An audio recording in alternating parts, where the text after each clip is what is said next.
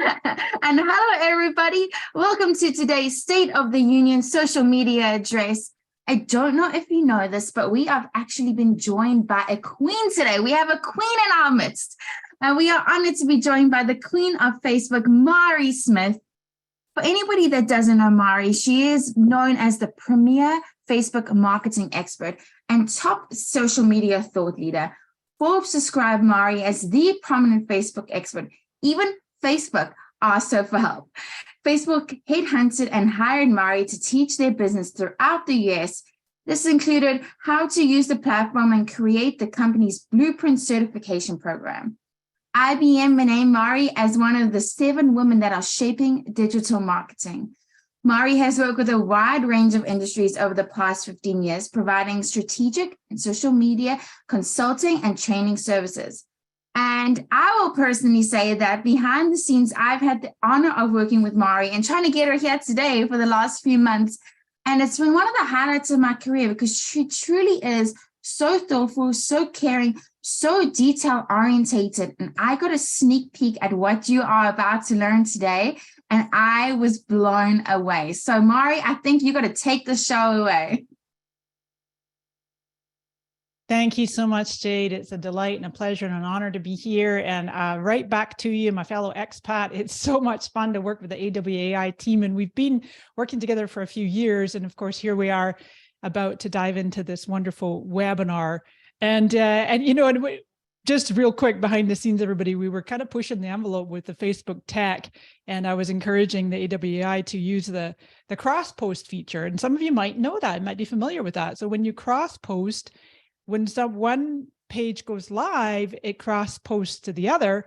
And like I say, you just never know with Facebook, right? Everybody here probably is aware that there's frustrating bugs. Sometimes it works, sometimes it doesn't. And I'm like, forgive me for multitasking just right before we get started, but I'm like, those monkeys, I don't think it's working properly. So I'm going to just share that right there. And now it should be streaming on my page as well.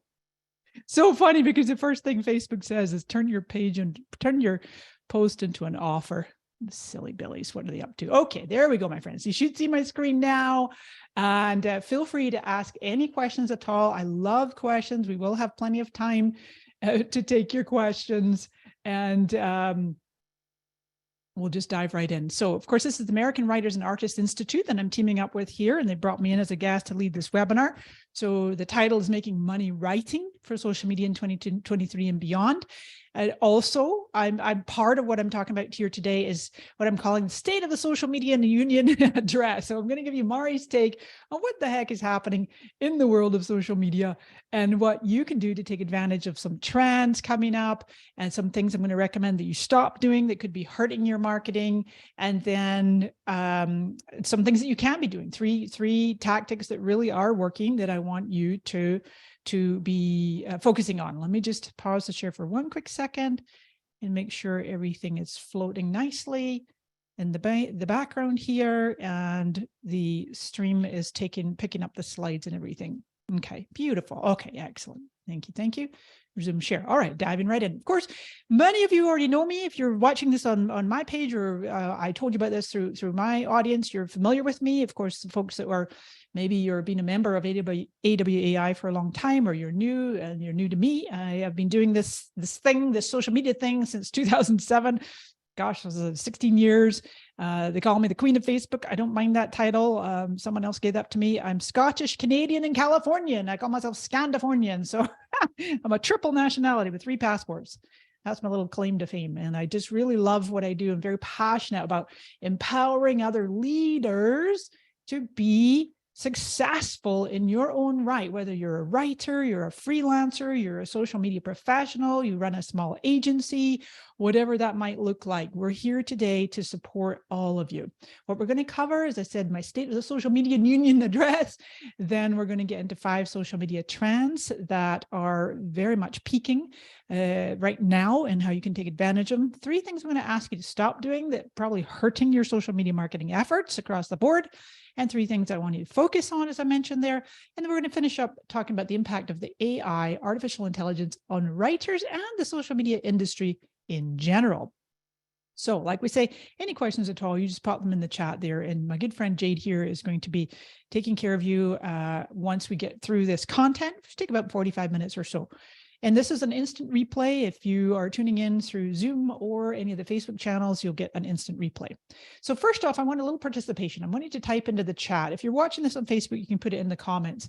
But I'd love you to come up with a word. In your opinion, social media, in your experience, in your opinion, social media is what? Is growing, is frustrating, is fascinating, is dead, is annoying. I even put a whole bunch of emojis. You can answer with an emoji if you would like. So social media is what? Crazy making, dizzying, growing rapidly, just, yeah, okay, beautiful. Complex, Christina, 100% agree with you. Confusing, inevitable, that's a good word there. Vivienne says inevitable. Diana says powerful and annoying. I know, right? A mirror, a tundra, ubiquitous. Nina, you're absolutely right. Oh, Wanda, what a nice name. Kiwanda, I think. Convoluted, no kidding. John Reed, yep. Alive, a tool, says Amy. Growing and transforming, I agree with you, Alina. Frustrating, another word there. Michael, I agree. Michelle, overwhelming. Joe, overwhelming, no kidding. Cassandra, you're funny, she says flaky. Another frustrating, Lindsay, thank you, love. Oh, Julia, nice one. Multidimensional and creative, what a good answer. Caitlin, ever-changing. Okay, I'm not going to get to them all, but these are wonderful, wonderful. Yeah, Ruth, unfortunately, you're right. Nina, fickle, it can be. Intimidating, wow. Okay, that's what I was looking for. These are great answers. It really is. You can see across the board. I swear, it's like social media, Facebook in particular, is really, like we have a love-hate relationship. It's like, especially Facebook, it's the platform we most love to hate, and we just have this love-hate relationship with it. So Facebook in particular, I have these hashtags. There's Facebook fatigue, Facebook frustration. There's no kidding that it can be very, very annoying. We basically are making all this content, we post it out there, oh my God, and they've changed the rules, they've changed the algorithms. Just when we thought we'd mastered one thing, then it changes and we're like, what the heck? Please, can you just make it stop? I'm just talking about Facebook and Instagram here, of course. This is really kind of across the board that, you got LinkedIn, you got YouTube, TikTok, Twitter, of course, is just, insert a million exploding headed emojis if we're going to talk about Twitter. I'm sure many of you can relate. We won't say too many bad things about Elon Musk. I mean, he's certainly trying. He's trying our patience, right? But it can be very, very frustrating. And of course, there's no question that the meta platforms, Facebook and Instagram, are pay to play. It's been that way for a long time. However, the good news is there's definitely some really cool tools that you might be taking advantage of already. And if you're not, I'm here to tell you about some of them that you really want to consider that could really change how you are doing your social media marketing, specifically with Facebook, but some of them across the board. You can still get pretty good organic reach on some of the tools out there, not just the meta platforms. So I came across this term not long ago, and it really resonated with me. There's this social media saturation. I'm sure many of you, with all those words, those adjectives that you put in describing how you too feel about social media and what it is, confusing and frustrating and annoying, but it's kind of almost like a necessary evil in some ways. But it's also absolutely phenomenal what we can do with social media. It's changed our lives forever, right? But what's happening this year, I can feel it. I can just feel it in my gut. I can see it. I get it from my clients and from my different talks I do around the country and the world, that we're reaching a social media saturation point. And it's not just us as marketers, as freelancers, as writers, as business owners. It's also consumers. They're just getting bombarded with so much content, right? And there's like 10, believe it or not, if you count them up, there's more than 10 social media channels. So how do we get our message as marketers, as business owners, as writers? How do we get our message to the right people at the right time on the right platform? Insert thinking face emoji, right? That is the challenge, because just when you're doing a million reels on Instagram, you're like, okay, I better pivot and do double down on TikTok. Like, I got to add in YouTube here. Wait, what about Facebook? Do my page, or I do professional mode profile. What about a group? Oh, LinkedIn. Sorry, I forgot about you. Oh, what's Twitter doing now, right? It's just like, how do we get this overwhelming saturation point, break through that noise and reach our customers? That's really what we're wanting to do. Now, the thing is, even though we're reaching saturation, there was a report out just not long ago, a few months ago, last year it came out, that this report here is January 11 it was reported on, that shows that time spent using social apps rose to new highs in 2022. So this chart is by Data.ai. They were formerly called App Annie. Many of you are familiar with App Annie. They changed their name to Data AI, which is a great name. And you can see that right there. It's like, absolutely. Let me just move my little Zoom panel here. The global time spent in social apps surpassed 2 trillion hours in 2022. Now, granted, my friends, granted, a big chunk of that is in Asia, China, Japan, and definitely TikTok is a big contributing factor to that growth. And in some countries, it's kind of plateauing a little bit, you know, for some of the other apps like Facebook for sure, right? But Facebook's still growing. Remember, Facebook hit a milestone at the end of last year, 2 billion with a B. Daily active users are on Facebook. Now, here's the thing, but, right? There's always a but. What is the but? Okay, great. There's more people using social media than ever before. 2 trillion hours, right? It's crazy. Here's the thing, the more content is not the answer. We are not here as marketers, as writers, as creators, content producers. It's not about fire hosing our audience and just blasting them till they're blue in the face with inordinate amounts of content just because we can. We're going to talk in a minute about AI and ChatGPT and all the other tools that are able to help us crank content out, written and video and text. And it's like, oh my gosh, look, marketers rejoice. We can just press a few buttons and we've got our content. And like, wait a minute, there's more to it than that. So here's the thing, you know, Zuckerberg, whenever he says jump, we all marketers typically say how high, right? So remember around 2015, everything was about video, all in on video. Come on, everybody, even like news platforms, everybody just pivoting to video. Then it was stories, right? Well, we got to overtake Snapchat. We're going to copy Snapchat and do these ephemeral things, ephemeral video and photo posts. It's still there. They still work really well. And of course, now it's let's crush TikTok is their their driving force. And so it's all about reels on both Instagram and Facebook. So Zuckerberg says jump and marketers say how high. Now, to be fair, it's not just Zuckerberg's, not just Meta, Facebook, Instagram. We could say the same about YouTube, right? Because YouTube is like, obviously they're a video platform. They've always been video. Then they came along with their stories. And now the name of the game is short. It's not like you're not going to do video for sure. You're going to keep doing as much of your short form and long form video tutorials, how-tos. YouTube, I keep saying this almost every talk that I give in the last couple of years, that I feel that YouTube is one of the most underutilized platforms when it comes to marketers and businesses and getting new business and getting yourself out there and slowly building up a good following that just, you know, they've subscribed to your channel, they've hit the little bell to get reminders when you've got new content and they just can't wait to see what else you got. We could even say with TikTok, they're not so much about, okay, jump and we all say, so I'll say how high. But what TikTok does do is they're always trying to like get us to create more content longer. You know, they started out as 7 seconds, then went to 15, then 3 minutes. And who can tell me how long now is an Instagram, excuse me, I got Instagram in the mind, TikTok. How long is an Instagram video? How many minutes, how many seconds?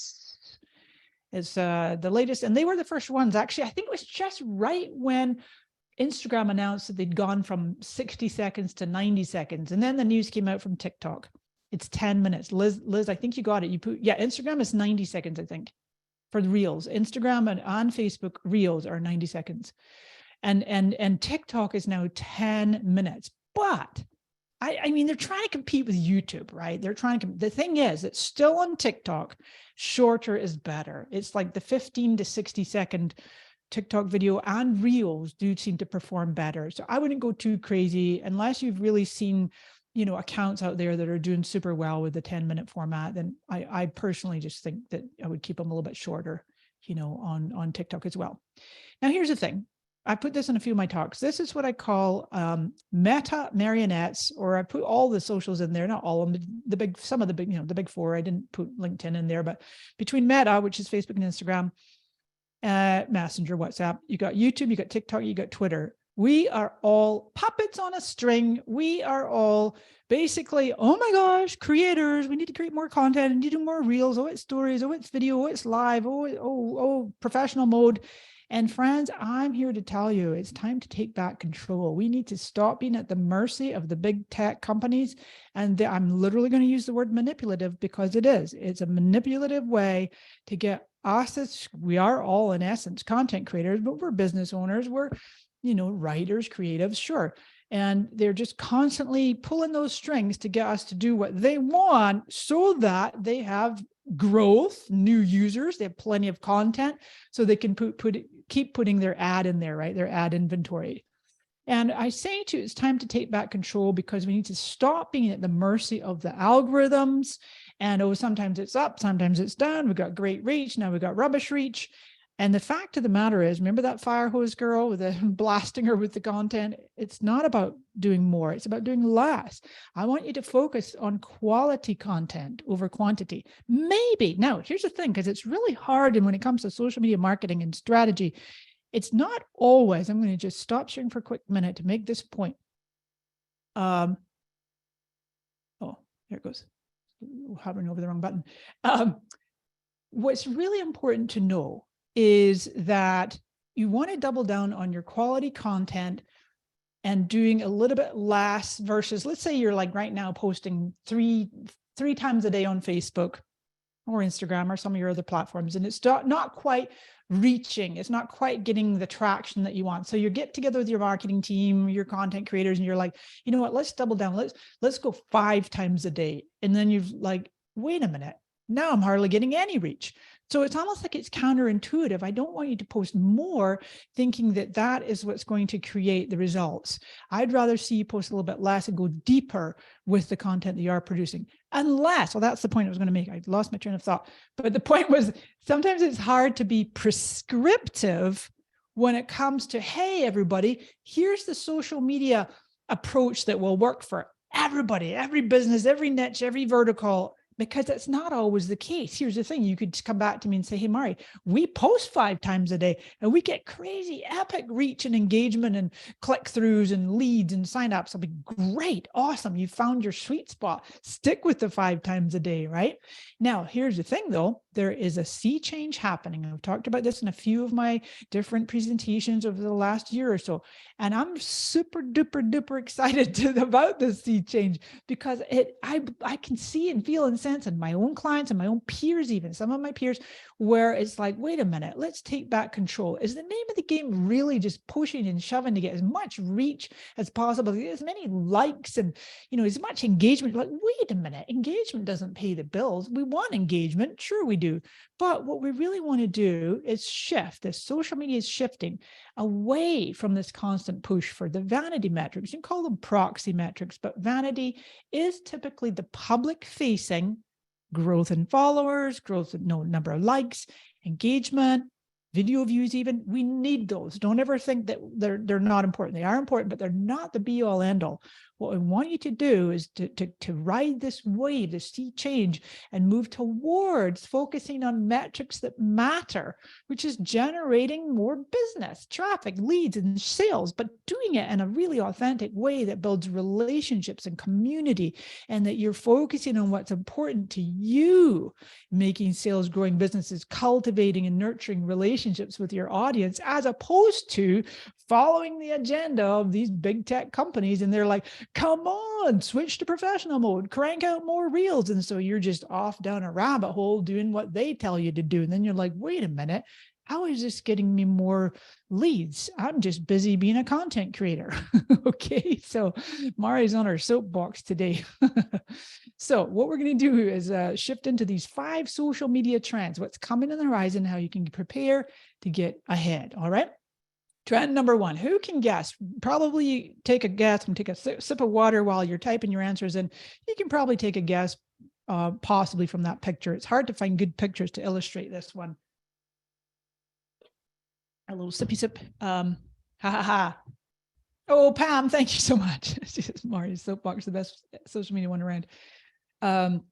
Beautiful. I know a lot of folks are going to get this right. Oh, look at that. Michelle, Robin, Elena, Mary. You guys are awesome. Yep, it is indeed AI. specifically generative AI, okay? Because artificial intelligence is used so much, right? For example, predictive AI. Predictive AI is used in the algorithms.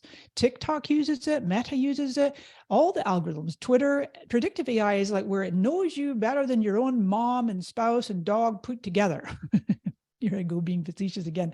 But the thing is, it's like it's predicting what it thinks you are going to want to see in your feed. That's predictive AI. Predictive AI is also when you go to type your Gmail and it's completing your sentences for you, right? Or Siri or whatever the case is. Whereas generative AI is what's helping you to create content. And of course, ChatGPT blasted onto the scenes in November last year. And I think it was almost like the first time a lot of people even heard about AI. And generative AI definitely helps to power your social media content creation, your marketing efforts, but it doesn't stop there. We'll talk a bit more about this in the next slide, and also in the last section about how AI is impacting writers and the social media industry in particular. So generative AI, as I just mentioned, ChatGPT, for sure, unquestionably, written content. It's phenomenal. It's like having your own personal assistant. Amazing for ideation and composing articles and emails, even writing code, writing copy. Let's pop in the chat here. I'm super curious to know how many of you have, how many of you are using ChatGPT right now? And I'm going to say successfully, like, are you using it successfully to create content? ChatGPT is one of the most popular generative, like it creates written content for you. Oh, this is amazing. So Michelle is not knowing what it is. That's fine. This gives me some comfort, Michelle. Believe it. That's actually interesting that you're not sure what it is just yet. Mary says no. Hugh says no. Interesting. Elena, for brainstorming or editing articles. Diana, loving it. Have to infuse your voice. And by the way, friends, if you're watching this on Facebook and I'm not seeing your comments, please forgive me because I'm watching just the Zoom comments, but I will come back after we're finished live. I only have 2 pairs of eyes. Nope, 2 pairs. 1 pair of eyes, 2 eyes. I wish I had 2 pairs of eyes. I could put them everywhere. Yeah, exactly. So some folks are saying not yet, but some editing content, says Elena. Experimenting, says Lucia. Yeah, very good. Okay, this is fascinating. Thanks for playing along with me because it's really giving me a great sense of where folks are at. Craig uses it for outlines. Several of you either not using it, don't know what it is, or not using it yet. Brilliant. Nice. Okay, no problem at all. In a moment, after I've given you some more content, I'm going to talk to you about a program that I'm actually leading with the AWAI on how you can become a certified social media marketing strategist. And we will be talking about artificial intelligence and using it in your social media. Not a whole lot. I'm not going to go, it's not a whole course on just AI, but we will be including it. And so no worries there. It's free or paid. There's a free version or there's a paid. Now you can use also AI. There's tools like one called Midjourney. Some of you here might be familiar with Midjourney. It creates images. Or AI video you're seeing. Now, watch this, friends. Drum roll. Mari is predicting, without question, that sooner or later, within the next 12 months, we are going to see AI baked, I'm using the word baked, right into platforms. For example, if we were to go to Meta Business Suite, right? That's Meta Business Suite is Facebook's and Instagram's, Meta's own tool for scheduling and publishing your posts, reels you can do in there, stories, all kinds of, all the content, as well as look at your metrics and so on and so forth. And I imagine we are going to see Zuckerberg and team are going to have a way to make it easy for you to create content right inside of Meta Business Suite. Now, I'm going to hop over to my browser real quick. Is this my page here? Yeah, because watch this. There is something on one of my pages, one of my posts, just a little bit ago. I want to draw to your attention. I meant to have it up, but it's, no, sorry, it's coming up. There it is. Watch this. This was back on February 28th. Now, this is Zuckerberg, and this is what's called a channel on Instagram. If you go to at Zuck, his Instagram account, and you'll see you can follow his channel. It may not be available to everybody. He sends you direct messages with updates. If you can't get it or follow it, then you'll always find out. I'll always share the important ones anyway.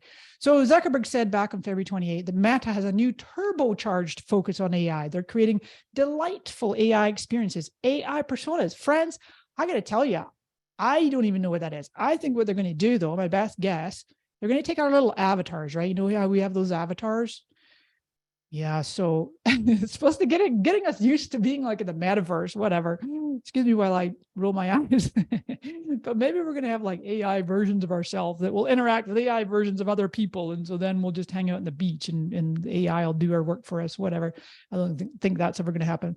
But I do see what Zuckerberg said back in February, that they are looking to potentially integrate AI into many of their apps and tools. Okay. So this is what I see is coming. Now, that's a long time just on trend number one. The thing is, please don't get discouraged if you have not even heard of ChatGPT, or you're not even familiar with generative AI is. You're not behind the 8 ball. You haven't missed the boat. It is early days. I will tell you, me as a social media leader, I'm barely using these tools myself because, yes, I'm a thought leader. Yes, I'm an industry leader in social media, but I am what I call a very careful, thorough, investigative early adopter. So I'm going to do all the research and kick the tires and test things out and make sure there's integrity and value, real true value that we can't live without. Then I'm going to be shouting it from the mountaintops and be like, hey, everybody, come check this out. This is a thing. Okay. So that's one of the things that I know those of you who know me well, that I just love to do that. I'm not going to like really push something and recommend it if it's not really solid. There's some dark sides to AI. It's kind of scary, but we won't go there for this talk. The Verge put this article out just last month. Watch this. I think this is a bit creepy. Semi-automated social network. What in the heck is that? It's just like I said to you, right? Our meta AI personas are going to interact with other AI personas, and then we're not even going to be on, I don't know. Anyway, but LinkedIn announced last week that it's using AI to help write posts for users to chat about. And down here, it's talking about AI-powered conversation starters with the express purpose of provoking discussion among users. And then you had Snap, right? The parent of Snapchat created its own chat bot. I heard some horror stories about that. I won't go into that, but it was pretty creepy. And then Meta working on these AI personas, right? So it seems that future social networks will be increasingly augmented by AI. So we're just keeping our eye on it. Nothing to worry about, nothing to just like jump all over unless you're really like a crazy early adopter and you want to. But for right now, keep doing what's working for you. Now, I love this quote by Seth Godin, a great marketing leader for a long time. If your work is not more useful or insightful or urgent than GPT, it means ChatGPT, right? Can create in 12 seconds. Don't interrupt people with it. So I really agree with Seth on that. It's a funny quote. It's playful. And the thing is, like that fire hose picture with the girl, well, I think it was a garden hose, right? With the young girl, and she's just getting blasted. That's the thing. And we just, oh my God, ChatGPT can help us create all this content. Let's just blast it out there. And you know, but it's go deeper. Now is the time that you can win the game if you're putting more thought and emotion and heart and humanity and authenticity into your content, written and video, right? Trend number 2. Wait a minute. Oh yeah, that was all AI. My goodness. Trend number 2, social commerce. Okay, what is social commerce? That is where people make a purchase. Now I got a picture here of a girl on a laptop, but a lot of the times it's on mobile. She's got her phone right by her there. It's where people make a purchase inside of a social media app without leaving the app. Okay, so you might have seen that Instagram shop, Facebook shop. They've had some challenges. All social media companies in the US. But in this trend is growing, it's making a comeback for sure, big time in the US for brands and influencers and businesses and professionals and writers and agencies that bridge the trust gap. That is why it took a little bit of a dip, and Facebook and Instagram kind of faltered a little bit in their success with using these shops, because what happened is that consumers say the biggest barrier to purchasing through social is trust, right? I mean, Facebook itself is one of the least trusted companies. No wonder all the shenanigans that they've done over the years, right? By the way, sidebar, anybody in the US going to put your hat in the ring to claim your piece of whatever that is, it's 700 million or something. They're doing some compensation for the Cambridge Analytica scandal. Oops, I better watch my words because we're streaming live on Facebook and they might give us a little ding in our reach if we mention the wrong words. But anyway, I'm only bringing that up as that was one of the biggest ever loss of trust moments in Facebook's history, right? But in any case, that's what's happening now is we've got this rise again and back up again. Marketers that master the basics of successful social commerce will build a lasting advantage. Okay, friends. So this is a trend we want to keep our eye on, whether you yourself or your clients maybe are in the business of offering products and services where people can purchase right in app. Then just keeping an eye on that trend. Here's a great little nugget from a report from our friends at Hootsuite, the future of social commerce. I want to read this for us, okay? While social commerce has roared ahead in markets outside of North America, marketers here in the US, North America, Canada includes, right, face a trust gap that's left them struggling to replicate that success. But there's a massive revenue opportunity with US social commerce sales set to grow 34.4% this year to 53.1 billion. That's in the US only. Marketers who get it right will reap the rewards, attracting a fresh wave of new shoppers and inspiring their existing customers to spend more. Love it. Great news. It's very heartening to hear. And so with that, trend 3 is the creator economy. Now, remember my slide with the, I call them meta marionettes. It's really all, we're all these puppets on a string when it comes to social media content creation, and all the big tech companies, all the big social media companies. Well, I'm saying all, maybe not so much LinkedIn, not so much Pinterest, but definitely Facebook, Instagram, TikTok, and YouTube are pushing creators like crazy. And so there's no question it's continuing to surge. However, I have a stat I want to bring up for you that is open right here. Only 4.3% of creators ever make more than 100K a year, this survey revealed. They surveyed 1,700 creators. That was back in September last year. So you're like, okay, fine, Mari, I'd be fine with 20 grand or 50 or whatever, just play money, extra money. But if you're going all in for your career, and you can see such a small amount of creators who are actually generating significant revenue. However, here we have Meta, Facebook, turning on this new mode on your personal profile. Some of you might have heard of it. Let's do a little check-in with you all in the chat.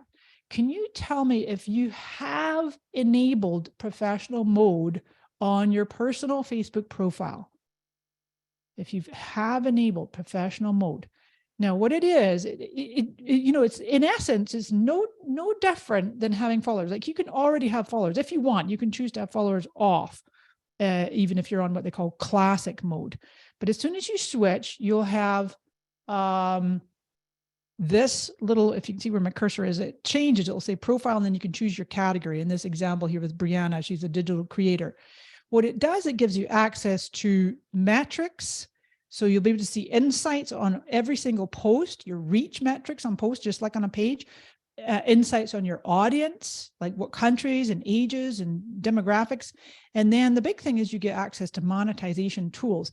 Now, this was back in December 21, and they have since gotten rid of the Reels bonus play program. Now how they're paying creators is through ad revenue share on Reels, ads in your Reels. So they being Meta, Facebook, right? They want us to switch to professional mode. The more people, the better. They say 100, something like, how many million? I think it's 100 million, if I got that number right. I was meeting with them just the other week and they told me. But pro mode profiles, now I call them pro mode for short, professional mode, function almost exactly like pages.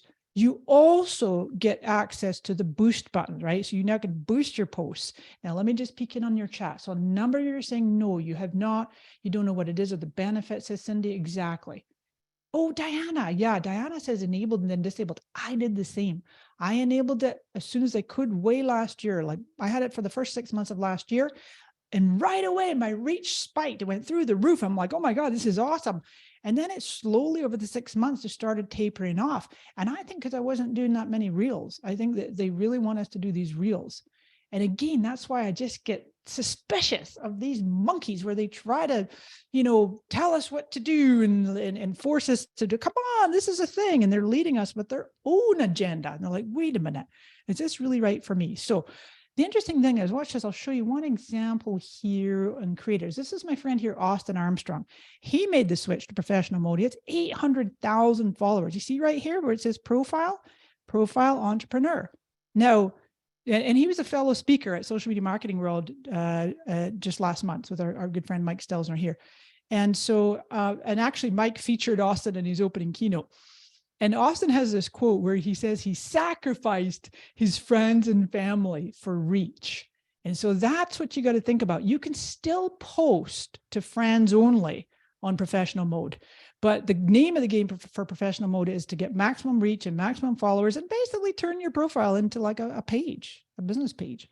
So I don't know. It's up to you. If you got questions on that, I can circle back and talk more about it. I better boogie because the time is ticking and we got a lot more to cover. So the creator economy, certainly professional mode. You got Instagram creators, big push for monetization. When they say monetization, that is them paying you. All right. We're going to go quite a bit into this in the certification program that I mentioned. We'll talk a bit more about that and coming up. But you get to decide, do I want to get third-party payouts or do I want to sell my own products and services?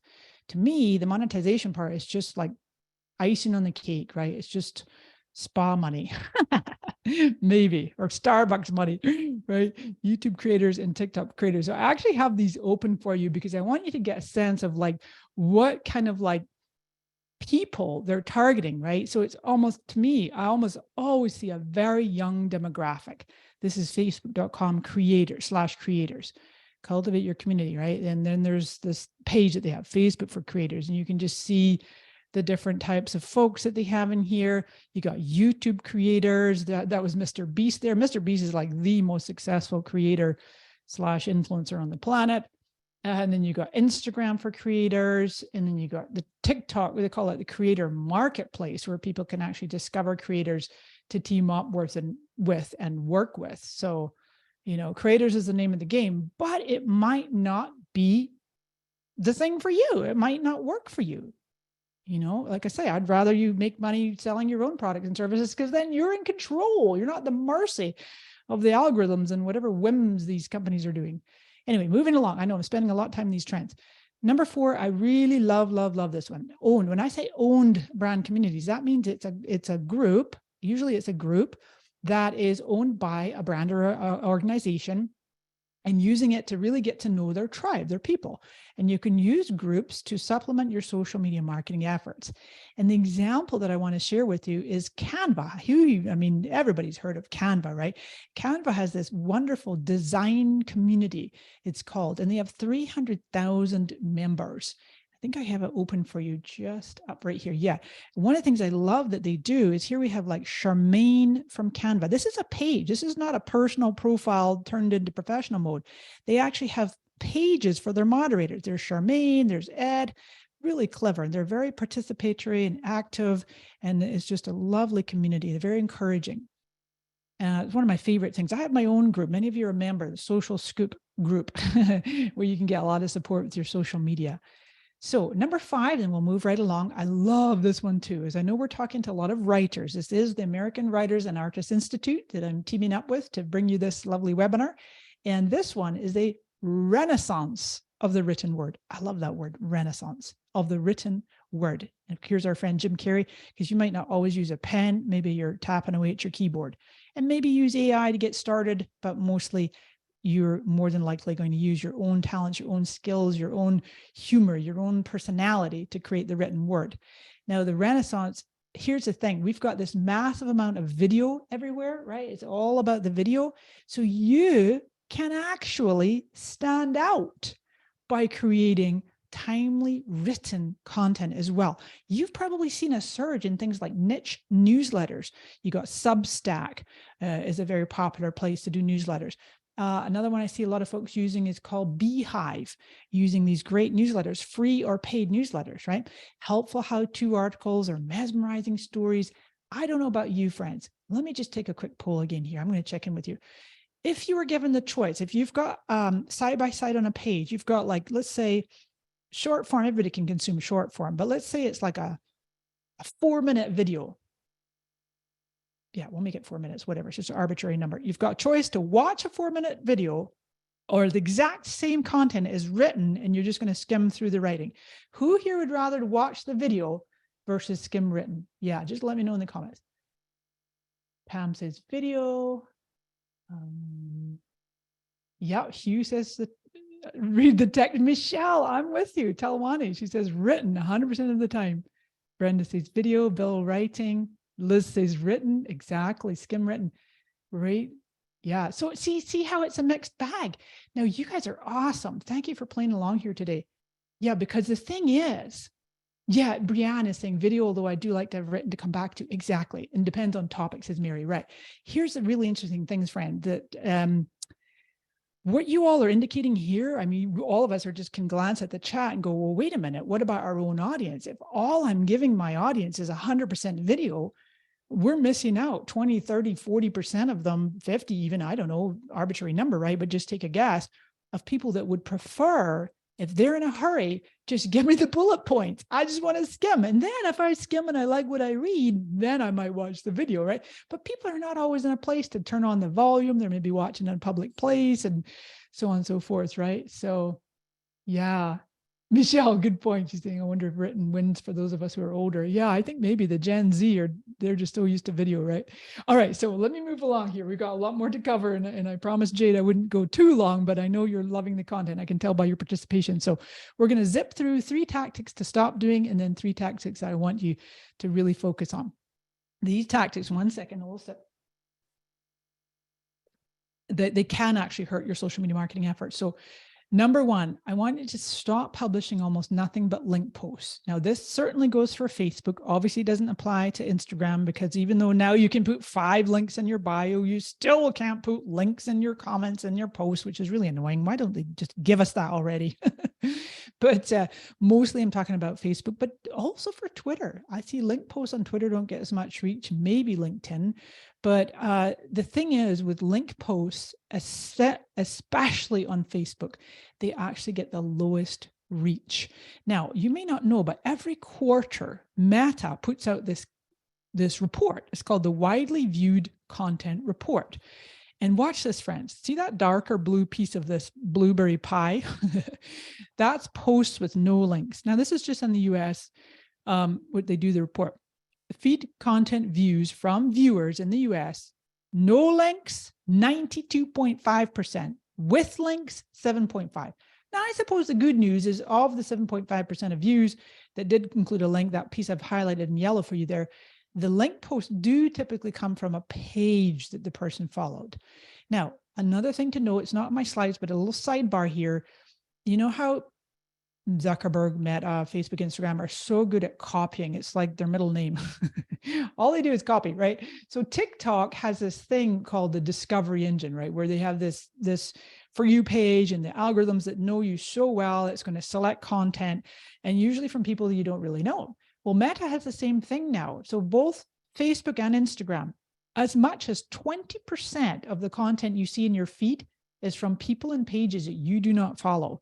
So if you didn't know that, I'm here to tell you today, oh my gosh, you're like, wow, Mari, no wonder I keep seeing all this stuff. It's like, how is this getting into my feed? Where did my friends go? Where did the pages I follow go? Or the groups? That's because they keep messing with us. Like I say, you do have favorites. So the good news is you got favorites and you got different feeds in there. So link posts get the lowest reach, but here's the thing. Let me just go back for a second. The thing is, you're saying, well, Mari, but how do I drive traffic to my offers? I want people to go to my links. You can still do a video with a link in the caption. You can do a video or an image with a link in the first comment. I never used to be a fan of that, but then I'm like, okay, I got to succumb because that's what's working now. So you could try that too. Okay, link in the comments. or just mix it up by doing a lot more video and then interspersing some link posts. The second thing is this, I've talked a number of times about this, right? Don't be just cranking out volumes of content just because you can now with the GPT and whatever, the AI. But if you keep pushing out more content and you're seeing it getting little to no reach or engagement, it's counterintuitive, but I want you to dial it back and post a little bit less. If you're posting 3 times a day and getting not as much reach, try once a day. If you're trying already once a day, it's okay to skip a day. Try 5 times a week and skip a day or 2. Not necessarily in a row, but that can really help. So striving for that quality, right, over quantity. Less is more, and focusing on the ROI of each post, going deeper with each post, really thinking it through strategically, right? I love that. Strategic's my middle name. Thinking through, like, what is the purpose of this post? What is my deepest intent?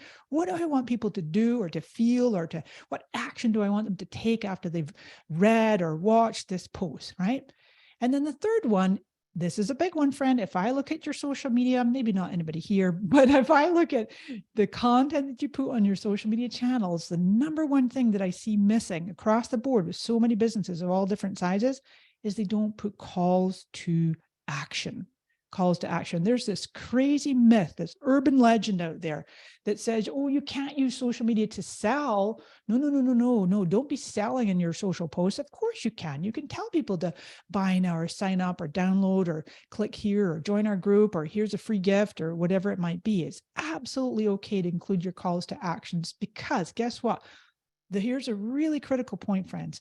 People only see individual posts in their feed. Rarely do they come back and actually see an individual post in the context of your whole page or your whole account, where you've got all your bio and your links and whatever. So you need to tell your audience what you want them to do. I would encourage you to include calls to actions in about 80% of your social media posts across the board. Even if for your reels, on Instagram in particular, and certainly on your TikToks, but let's just talk about Instagram Reels, because I know you can do chat bots in there. Some of you might do this, where you're saying one call to action could be to, follow us for more, follow us for the next video in this sequence. Or you can say, DM us or comment with the word, free gift, or comment with the word, yes, please, or whatever your trigger word is. And when they make that comment, this is a wonderful conversion strategy where you can automatically pop into their DM box and go, oh yeah, hi, Michelle, here's the link you asked for. And then that's a great way to put those call to actions to work for you. So I know I'm kind of giving you a crash course here. There's so much more that we'll go much deeper into in our 10-part, it's 5 weeks, twice a week over 5 weeks. I'm going to teach you how to become a certified social media marketing strategist. More on that in just a minute. Let's finish up with the 3 tactics to focus on that do work to drive consistent traffic, leads, and sales. So the first one, definitely video. Now, I just finished saying that trend 5 was a renaissance of the written word. There's no question that written word is going to get visibility as well. At the same time, we do have to keep embracing video. And best, if you can definitely do the short form, which is short form these days, they say is 3 minutes or less. Short form is the stories, the reels, the TikToks. And so I want you to really do your best to use a variety of video formats across the board in all the different social channels. So short form is certainly your reels, right? Instagram, Facebook, your YouTube shorts. You can use exact same content. You do not have to create different content for all the platforms. Certainly between those 3 I have on the screen right now, reels, shorts, and TikToks, they're basically the same. They're the same content you can use. The one caveat, if you create your videos inside of TikTok and it puts a little watermark on it, and then you put that video onto Instagram or Facebook with the TikTok watermark, it is not going to get as much reach. So do your best to make the content either outside of the app or natively, and then post it there, and then, make it again, I guess, in the other apps. Stories are still very much alive and kicking and give you that wonderful top of feed and top of mind awareness. And then do your best to integrate live streaming. Here we are with the AWAI. We're live streaming today. It does take quite a bit more effort, but it's one of the best performing content formats. It gets the best reach and the best engagement, and yet it's one of the least used content formats. It used to be a little more so a few years ago, and then it just tapered off. I think because people just got really either cautious or just got busy, and it does take a little bit more effort. But anyway, and then mix in some long form, which is 3 minutes or more. Of course, Facebook, LinkedIn, YouTube, they all do well with longer forms. And then number 2, I want you to do, this is counterintuitive as well. You're like, wait a minute, you're talking about social media and content and video and reels and written and blah, blah, blah. But, oh, yes. Tactic number 2 that really, really works is double down on your email list building activities. Building and nurturing your email list has never been more important. Don't let anybody out there tell you that email marketing is dead. Not true. I want you to create epic lead magnets, things that people are so compelled, whether organic or paid. They see your post, they see your content. They're like, wow, I got to have that. They're giving you a real email address. They're not giving you like a junk one. And they're like, they can't wait to open your email and read it. They put your content into their primary tab.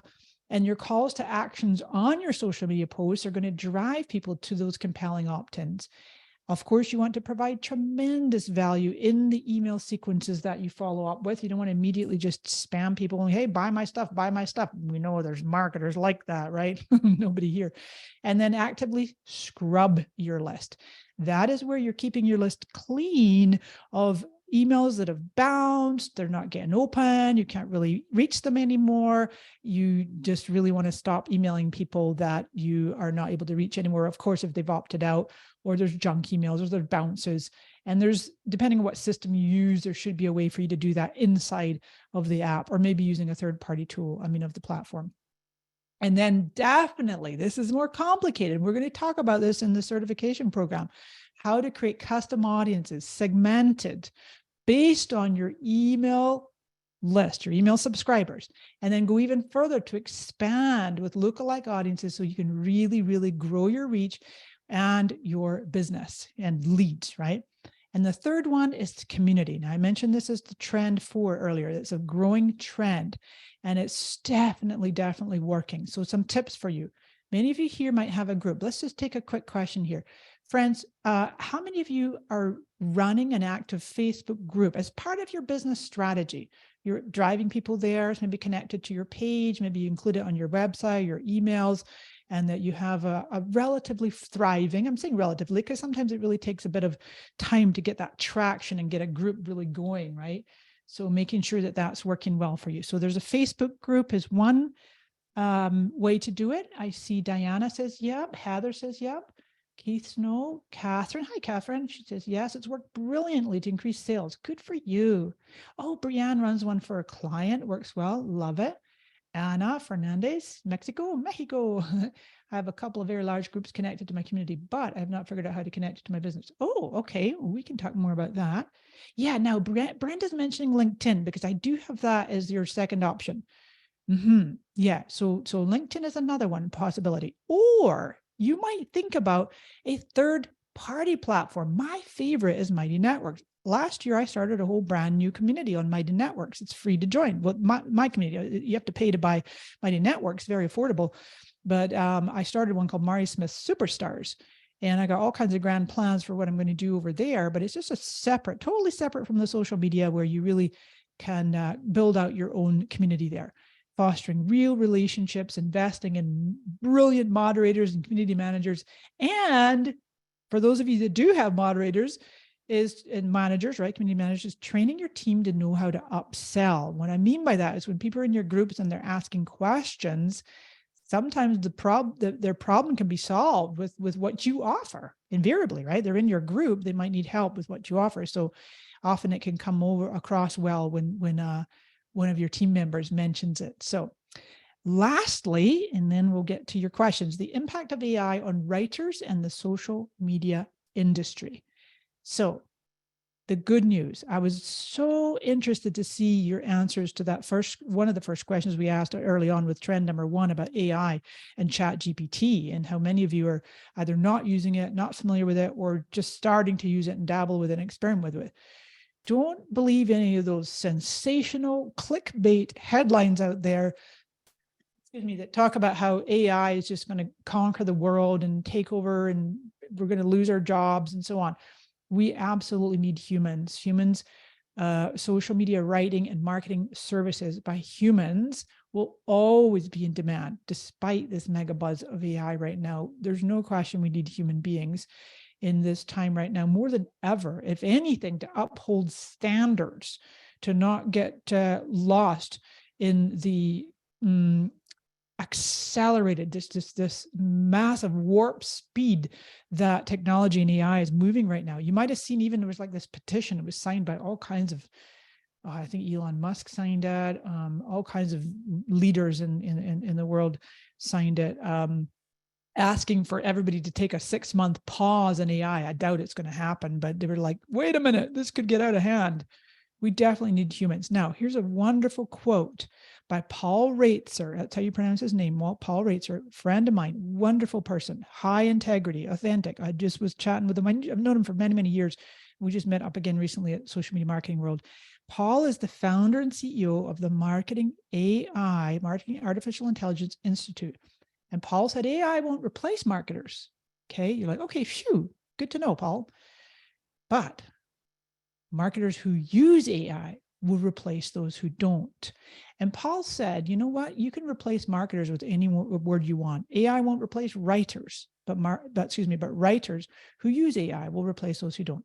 Okay, if that's the absolute de facto truth, we'll see. But it's just a really great quote, simple and succinct, to remind ourselves, gee, I better learn a bit more about this AI thing.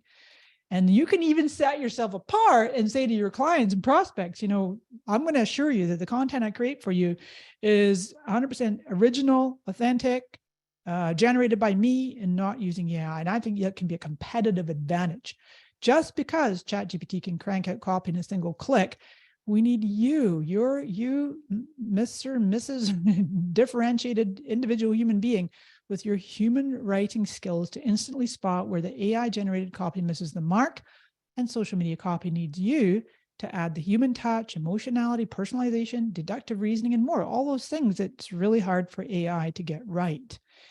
And I've put the slide back in again. It's not a mistake. I wanted to remind us what Seth said, right? If your work isn't more useful or insightful or urgent, I love those 3 keywords, that GPT can create in 12 seconds. Don't interrupt people with it. And again, I really agree with Seth on his point there.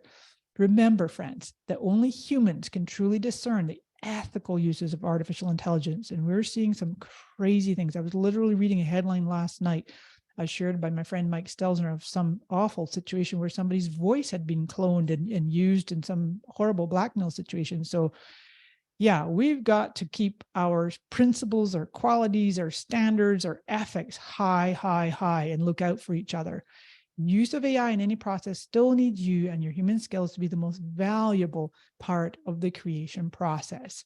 And then I'm just going to leave you with one quote of my own. We'll talk just briefly about this program that's coming up, and then we'll pivot to your questions. It's been a joy to be here with you, and I'm happy to stay on as long as we've got questions. So I've had this quote for a little bit. Technology may be moving at warp speed, and it is. I think I made this quote long before ChatGPT. Well, I know I did, because I've had this quote for a couple of years.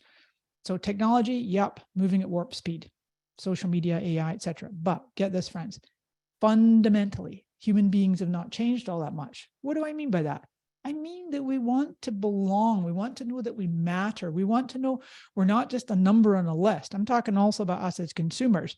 We sign up for something. We don't want to be just spammed and marketed to and not really having our wants and needs and being met and feel valued and important to businesses and brands. So we don't want it to be too over automated. So train with me. This is not a pitch per se. We wanted to give you this wonderful content and information. If you do want to go a little bit deeper and take everything I've just fire hose, I feel like sometimes people say that. Mari, listening to you is like drinking from a fire hose. I know it's a lot. I tried to rein myself in. I'm like, okay, we're just going to do 5 trends, 3 things not to do, 3 things to do. But we do have this amazing new live online program with me as your guide to become a certified social media strategist. Jade's going to pop the link in there for you. I've been talking about it this last week or so, and I am really, really honored to team up with the AWI. This is, I love how they put up here, it's a once in a lifetime opportunity. It really is. It's a one-off time opportunity for you to get certified in one of the most valuable skills out there, strategy, social media strategy. It is what's sorely missing with so many businesses of all sizes, is they're missing a strategy. They think I'm saying, when I say they, it's a lot of companies, businesses, professionals, agencies even, that are just, they think the solution is, oh my God, crank out more reels, right? Fire hose our audience. But that's not correct. It's not the right approach. So you can take a peek at this and see if it fits for you. We're starting up real fast. It's going to start next week, and we meet for 10 times over 5 weeks. Okay. There will be recordings. There's a Facebook group. It's very, very supportive. Any questions whatsoever. And I would just be delighted to meet you in the program, and we're happy to answer your questions, and Jade can answer them for you too. So with that, now then, my gosh, that was a good solid, just under an hour of great content. And I think I'm going to stop sharing now, and we'll come on camera. Hi, Jade. Hi. Oh my goodness, Mari, that was fantastic. And so were the questions. This is when you know that the audience is really getting what you're putting out there with the questions. I really like this one from Pam. She said, I'm guessing I have an understanding of link posting wrong, since CTAs include a link. And I think that's what I was thinking of in my previous question, but can you confirm or clarify? So we saw that chart of, content with links and content without, and content without gets further reach, but then later on we're asked to put in a CTA, like a call to action. So how do you advise a call to action if the link posts are not getting reach? Okay, great question. And that was from Pam? Yes. A call to action could be join our group, or visit our page, or follow us for more, or DM us. There's a variety of calls to actions that aren't necessarily involving a link. But remember, I said with the link, and maybe Pam asked this question before I said this, but with the link, you can experiment with putting that in the first comment on a video or image post. You can experiment with putting the link in the description, right? The caption of the video post or the image post. So that's one way to do it. But I like DMs, and I like, even like, if I just share my screen again here real quick, you can see that, for example, this is a call to action. If I'm doing, these are called text posts with a background color, and they do quite well. They tend to perform fairly well. So if I'm asking a question, in essence, this is me sparking some engagement. You can see I got 200 comments on that, right? So then I might have something else. There's a video. Okay, so here's an image. This is an image post. And then I might, so that one does not have a link, but often I will put a link somewhere in my description. I tend to be a little wordy. I write like many blog posts. My audience has come used to that, but that's what I'm talking about, where this is actually an image post. And then you can put a link somewhere in here. But just the key though, too, is to mix it up. So let's say, Pam, that you're doing, 3 video posts, and then 1 image post, and then 1 link post, and you're just mixing up the formats. And that kind of trains the algorithm to know, oh, okay, this page is doing some video content.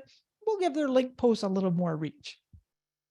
Okay, Elizabeth has a question, whether all the tactics that you mentioned today can also be applicable strategies for B2B marketing. Yeah, now who was that? Elizabeth. Elizabeth. Hi, Elizabeth. Yes, 100%. I am a B2B'er, and we talk about consumers, but we also talk about businesses. So, and I even have this saying, it's in my relationship marketing book, where whether you are B2C or B2B, so that's consumer or business, to me, it's all P2P. You're people to people.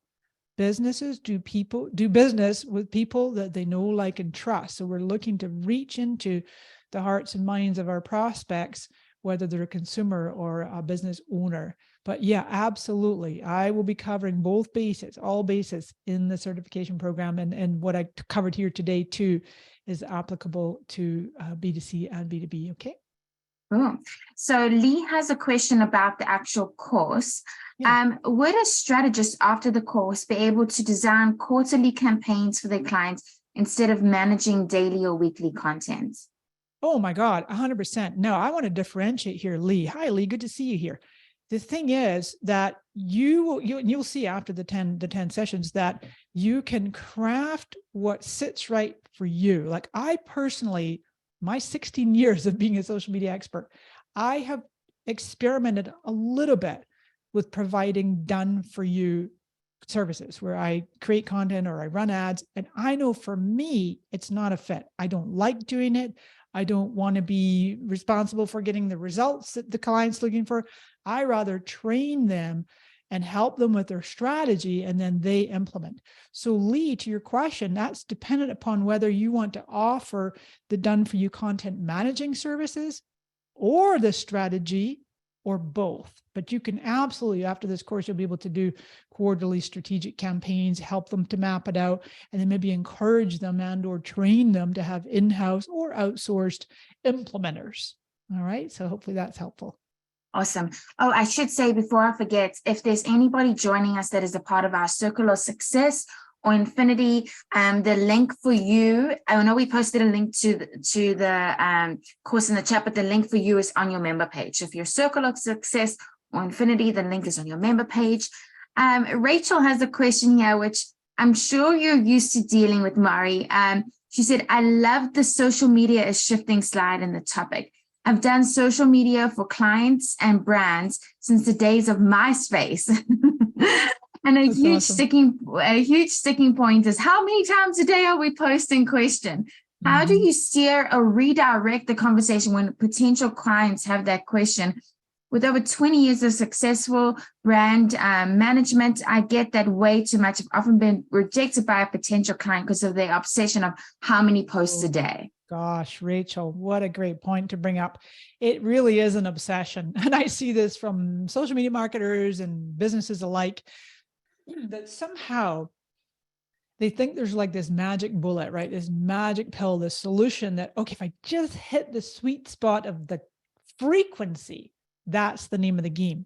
Now, your job, Miss Rachel, that was right, is to educate the client, which you can do through like a slide presentation that has some case studies, some examples, gently walking them through the process, leading the horse to the water, explaining that, you know, I know that you really want that magic formula to get it. If we post 2.5 times a day, then all of a sudden we're going to get 1 million leads. You know, it just doesn't work that way. So you can illustrate through case studies, success stories, examples, pointing out like across the board different ranges.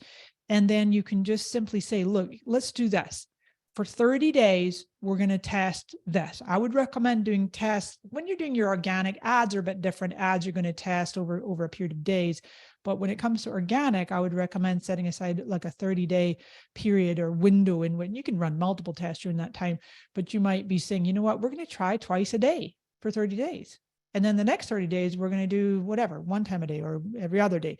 And so then you're going to say, give me a chance here. Give me 90 days. And we're going to roll out a strategy where by the end of the 90 days, we're going to know what our sweet spot is. Never mind what everybody else is doing or the industry standards or whatever. You're going to know what works for your audience and for your page. So hopefully that's helpful.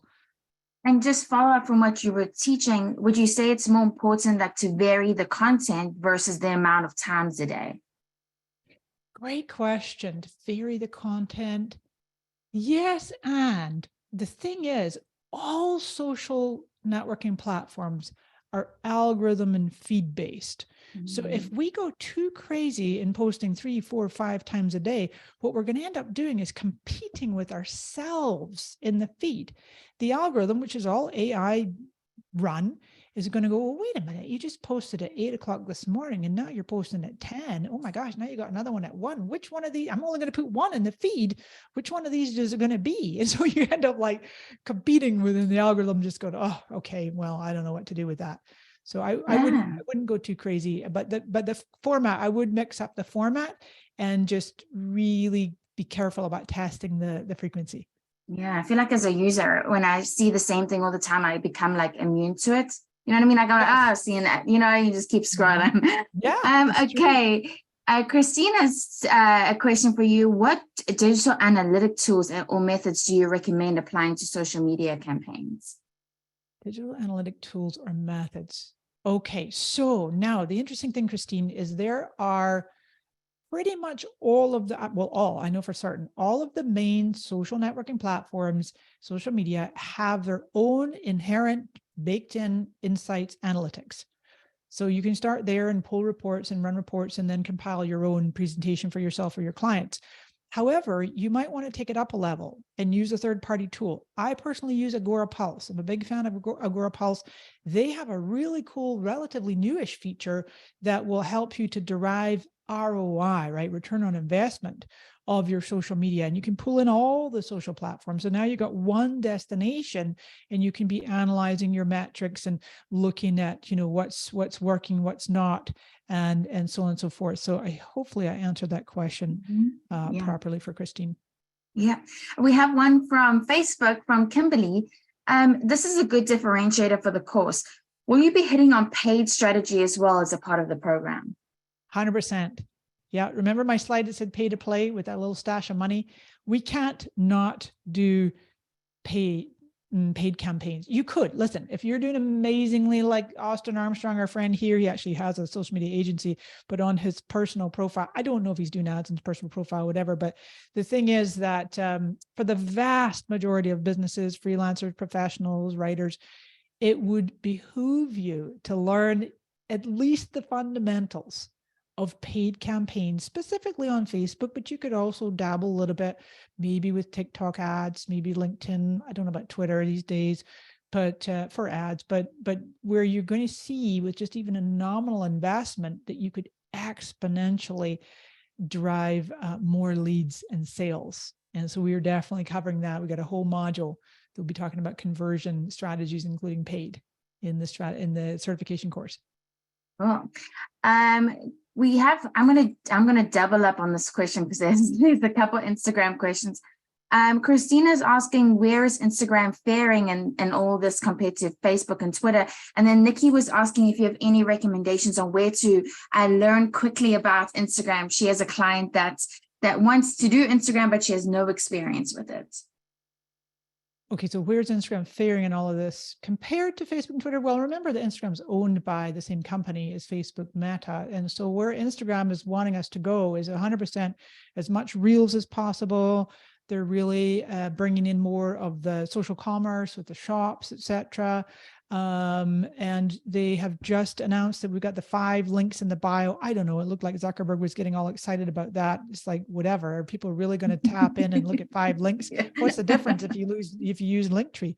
Well, there was a funny joke about that. The very morning that Zuckerberg made his announcement that if you went to I think it was Meta's own Instagram channel, they still had Linktree in their link, and then Linktree tweeted it. Linktree tweeted a screenshot just with an emoji. So that was funny. But anyway, back to the question: where is it faring? It's still absolutely a behemoth, Christine. Instagram is a really powerful platform, not just a younger demographic necessarily.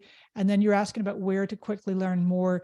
I mean, there are different people out there who specialize in only Instagram. You could find some of them. Alternatively, 2 things for free is you might go and check out the Meta Blueprint. If you just Google that, Meta Blueprint, they have all these free courses on both Facebook and Instagram that you can take and quickly get up to speed.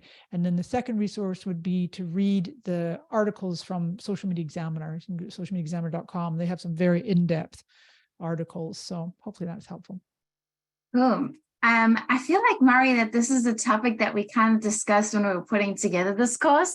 Yeah. Christina is saying this might be too big of a topic to cover in this time and space. But from a business standpoint, is there interest in focusing on more quality content versus being everywhere? Do you suggest businesses cull their dead channels? This is a topic a handful of my clients are struggling with, whether to wipe old accounts if they even can, or just do basic maintenance. Ooh, can you leave that question on the screen for a second? Because I saw it there Yes, just before you put it over to answer. sure thing. Christina, wow, what a powerful question. Wow. So I know what you mean about dead channels. So if it's really like just years, like nothing's happened for years, I personally am not a fan of just culling it, because then someone else can grab your username. So I would rather see you do basic maintenance, occasionally, periodically pop out a post, even if it's just once a month or something. So I'm a big fan of like the 10 different social media channels out there or platforms.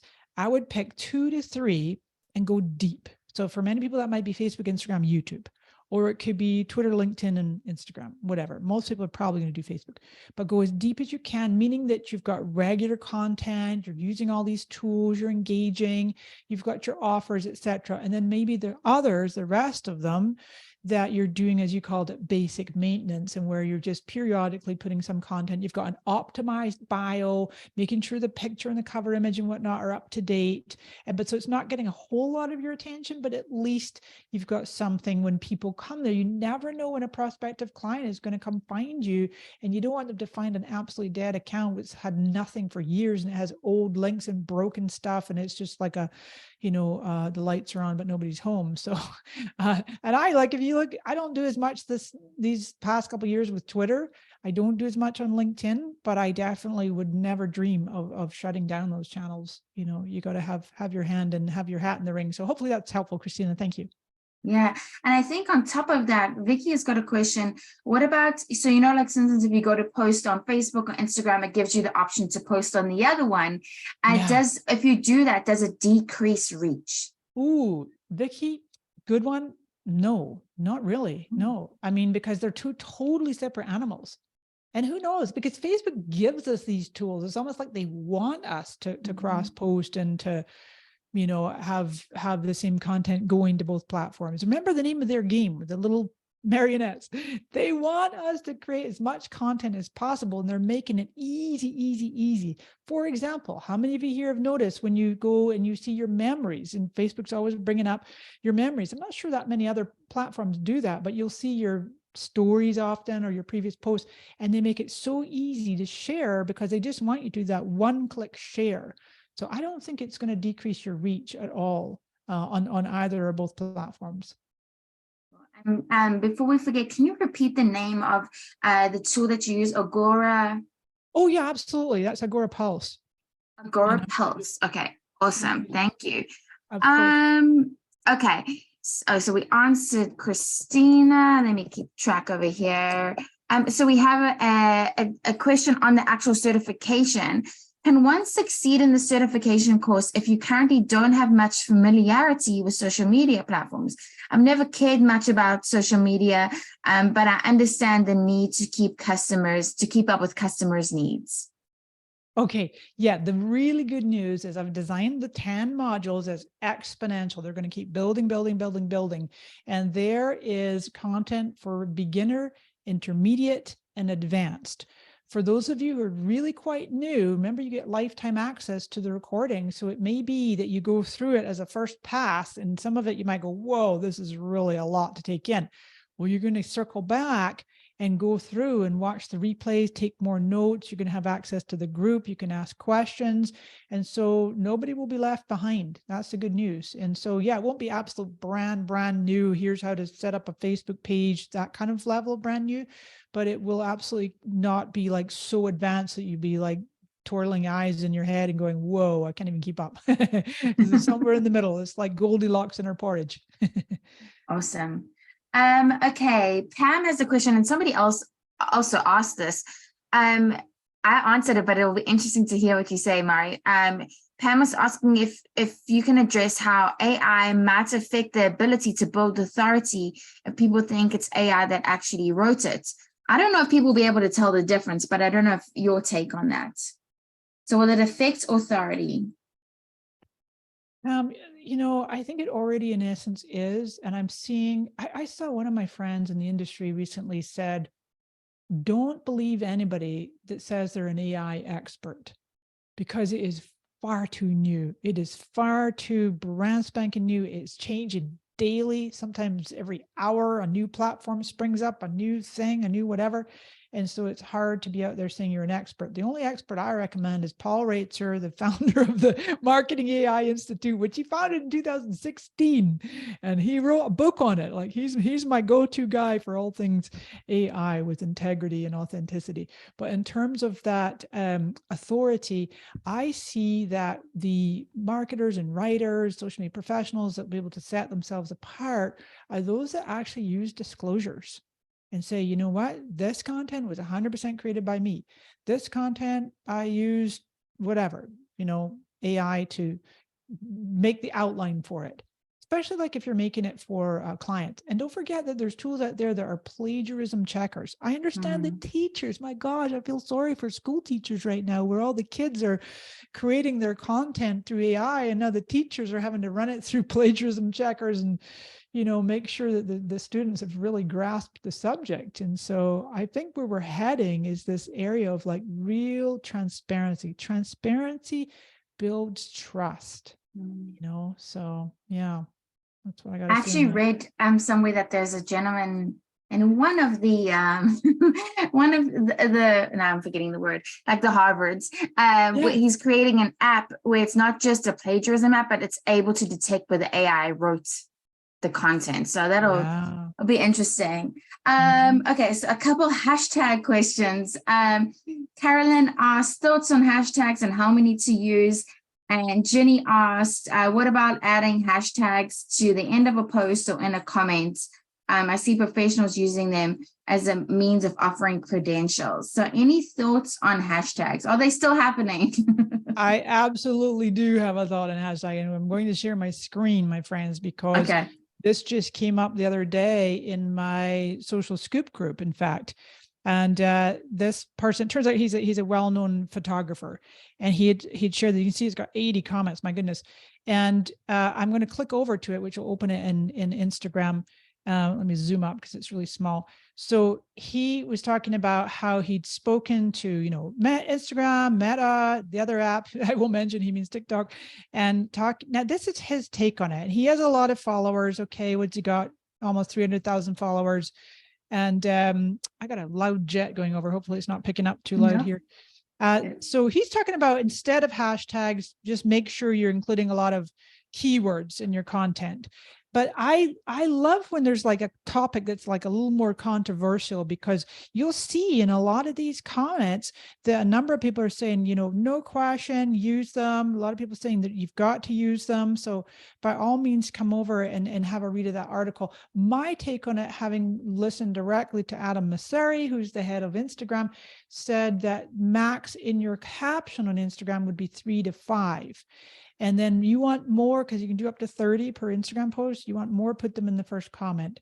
Possibly with Facebook, I don't know. I always push them way down to the bottom, and I might do as many as 10 or so. The jury's out now. Does it really help reach and discoverability? I think it does, and I'm still going to be using them. Awesome. We had another question come in. Mari, did you post a new large format book on Amazon last week? I see one posted, but I'm not sure if it's actually yours. The title is Social Media Marketing, Growing Your Brand with Effective Social Media Marketing. And it's a paper book that was large print on April 17, 2023.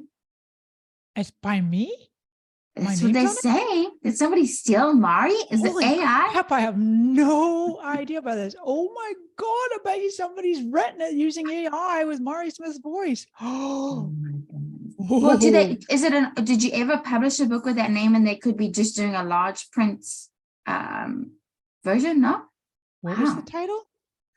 Social Media Marketing, Growing Your Brand with Effective Social Media Marketing. Wow. Okay. No, I don't have that title. No, my book is called The New Relationship Marketing. I see what they're talking about. Yeah. Oh my gosh. Look, we have a bunch of detectives here for you, Mari. You guys are awesome. Wow. Okay, I need to find out who this person is. I won't go down that rabbit hole right now, but. Okay. Oh my God. Thank Do you, you whoever that was. can you give any guidance when it comes to boosting posts and how often you should boost posts? Or is it just about how much you're willing to spend? Okay, brilliant question. Remember, everybody, we are putting our strategist hats on, and we are not succumbing to the manipulation of every time you see those big ass, excuse me, those big flashing notices that say, hey, this post is performing 90% better than all the rest. Give us some money and we'll make it reach more. You stand back with your strategy hat and go, okay, this is just a meme, or this is just a question for engagement. Do I want to spend money on that? Or you're like, holy moly, yeah, this is a post that's driving people to go sign up for a lead magnet, or this is promoting my new course, or this is, whatever the strategic intent is that you can measure an ROI or ROAS is return on ad spend, then you can be like, okay, Facebook, sure, I'll boost it. Now, here's the thing, and we will talk more about this in the certification course, that the boost button is seen by the algorithms as a lightweight ad interface. You're already more of a novice if you use the boost button. Facebook knows that. So rather see you going into Ads Manager and using it's not really called boost in there, but using the feature to augment, amplify the reach of your posts strategically, only specific posts that have a measurable outcome, than using that in your ads manager, because then you can do things like split testing and edit it and all kinds of things. Once you boost a post on your page on Facebook, Instagram, you can't edit it. Okay, so things to know. Wow. Okay. Does text over stock photo have more reach than text over solid color or theme, or do we even know? Mark, great question. And I would say 100% each time, I would rather see you using text over Facebook's own little selection of colored backgrounds, because it's reading it as text. And I wish they'd give us a little bit more. They don't really update them that often, but it does work. It does work both on your personal profile and on your page. And I'm just going to show you, if I go in real quick, so anybody's saying, what are they talking about? If you go into your business suite, which now Creator Studio is going away. And so I'm in business suite, and I'm just going to, this is a test post. Hello, friends, whatever. So then it's this little wee thing. If you can see where my cursor is, the little, it's not obvious. It's kind of buried there. If I click that, and then I click the little plus sign, then you can see we've got all of these, color. This is what's called a text post with a background color, and it takes a second to populate, but then you'll see it. So this typically will perform way better than an image post with text on top of it.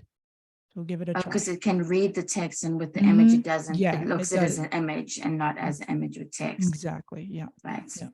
Wow, the more you know. See, this is going to be very obvious that we feel like you have a direct line to Facebook, Mari. Liz is asking, I've heard that if you only have time to post once a day, that there's a specific time in the day that is best. Do you know this to be true?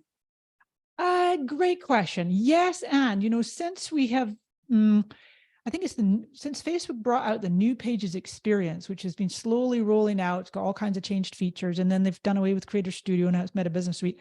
It's quite tricky to see inside of Meta Business Suite where the best times to post are.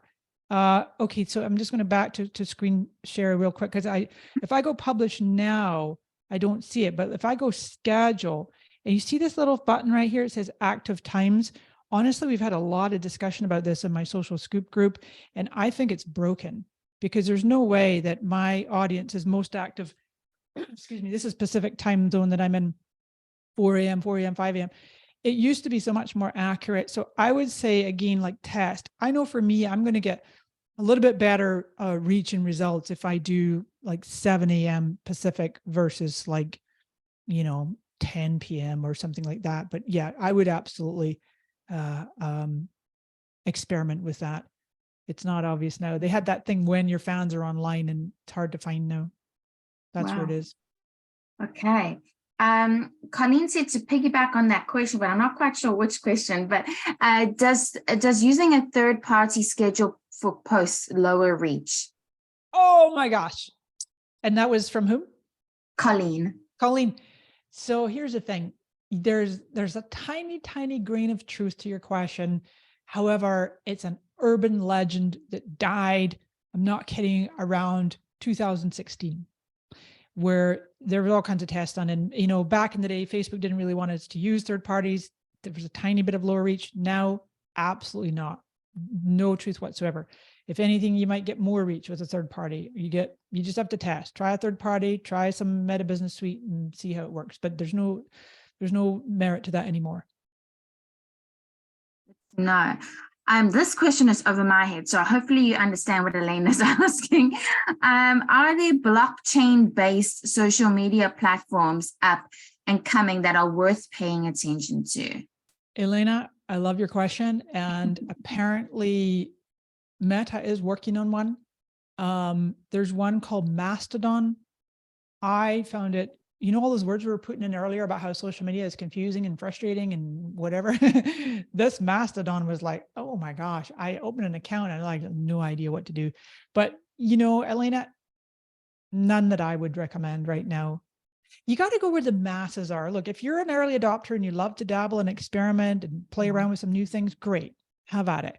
But you got to go to where your audience is. If you have an audience of really early adopters who are all in on blockchain and crypto and whatever, and they're doing Telegram and Discord and those ones, those are mostly like chat apps, then go for it. But right now, I think the blockchain social media is still a long ways away. And that's my personal opinion. Yeah, I'm with you there. Okay, so Gianna has another question. Is the best use of Meta Suite versus social media planning platforms where you get to post across multiple platforms simultaneously?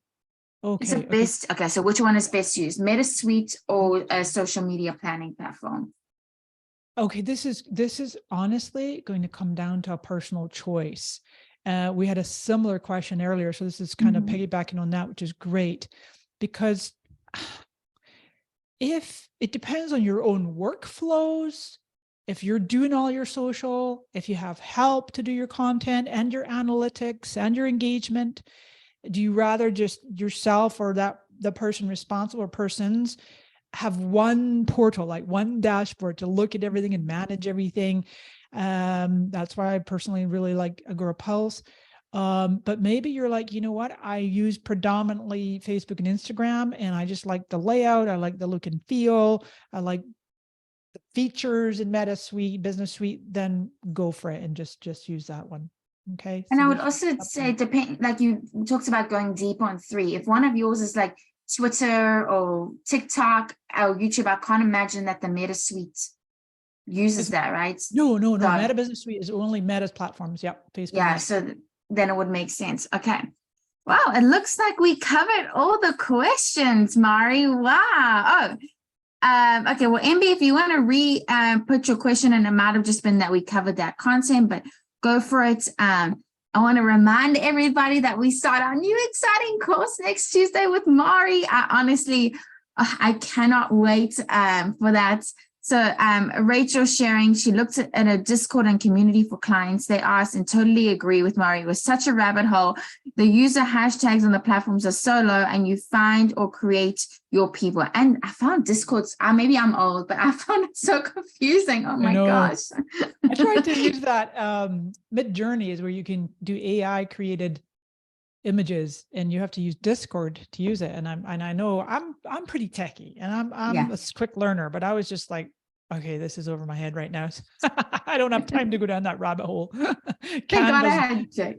Jake in the background was really, but my eyes were like crossing. I'm like, I can't keep track of this. Okay, Anna, maybe you can teach us a thing or two, Anna. She's saying it's fun playing with it. There we go. Okay, so here is MB's question. Having built respected communities, noted world figures in a specific industry with high quality over quantity with free content and absolutely authentic, I found it difficult to translate regular traffic to, I guess, leads and most of all sales from associated services. Social media engagement was erratic, but did come with more personal posts. I need monetary leads in order to increase for the associate services. Well, that's everything you're teaching, right? Okay. Making actual money. Yeah. Here's a really cool thing for everybody to know. It's a fun point to end on. One of the things we're going to integrate into the 10 classes, time depending, it might not be every single class, but I will do my level best, is one of my favorite things to do, and I call it hot seats. So we'll be looking for volunteers. And maybe if this is for clients, it wouldn't necessarily be able to share the client's social, but certainly you can share your own. And so I'm going to look at your social channels, and I'm going to look at not just the content, I'm going to look at your calls to actions, your offers, your website. Is it compelling? Is it obvious? Does it make me want to whip my credit card out if I'm putting my hat on of your prospect? Invariably, when businesses, companies are creating a lot of content, maybe even getting some good engagement, but not making the conversion, something is missing. There's a missing component where it's not hitting the mark. The offer isn't quite right. It's not clear. People are confused. Remember, a confused mind always says no. So you have to make it so dang clear what you want people to do and how to purchase from you. And that is absolutely some of the aspects that we'll be covering in the certification course. So I can't wait to meet you all. Thank you, AWAI and Jade. You're the best. This has been a blast. With 90 minutes just flew by. I know if you didn't get your question answered, feel free to pop it on. You can go to my page, Mari Smith, and pop it under this live that I shared, or Jade, I'm sure will pass it along to me. Yeah, we'll get all those questions answered. You're the best. Thank you, Mari. You are the best. We will forever have this argument. And Rebecca, who's joining us, and we saw some of the others and the comments. We cannot wait to see you next week, and it's going to be an absolute blast. Thank you, Mari. Thank you, everyone in the background. We'll see you all soon. Bye-bye.